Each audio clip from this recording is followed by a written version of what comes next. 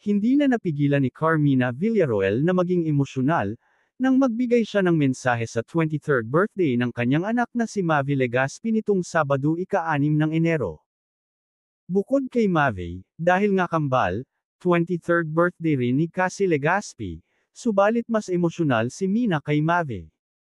Naging emo si Mina nang magbigay siya ng pahayag patungkol sa usaping love life ng mga anak.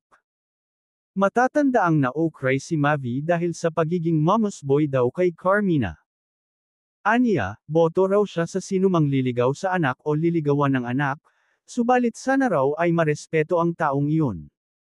Sa kapag nakita ko na respectful yung tao na yun, yung totoo ha. Yung genuine, very sincere. Hindi ako naghahanap ng perpekto, pero yung may respeto sa lahat ng tao, makahulugang pahayag ni Carmina. At nang magbigay na siya ng mensahe kay Mavi, sinabi ni Mina, na pinag-isipan niyang mabuti ang mga sasabihin dahil baka bigyan na naman daw ng kulay ng marami. I'm trying to be careful, kasi baka lagyan ng ibig sabihin ang mga sasabihin ko. I don't want to overthink. Tatay and I are just happy that you're back. You know that I've been quiet for the past, how many years? Hindi ko alam kung bakit sinasabi nilang nangingialam ako. But I don't care because I am your mother.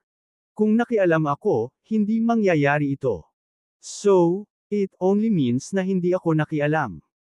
So that's why I'm so thankful because, that you're back, and I want you to know the two of you, that I would do everything and anything para sa inyong dalawa. Hindi ko lang kayang pumatay.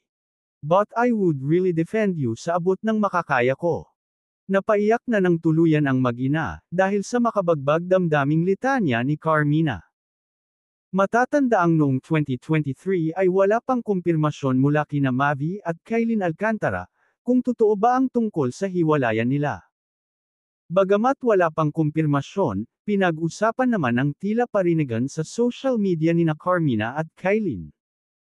So kung sinasabi ni Carmina na gusto niya ng taong marespeto para sa mga anak, ito ba ang punot dulo ng tensyon sa pagitan nila ni Kailin, at posible ring dahilan ng break-up?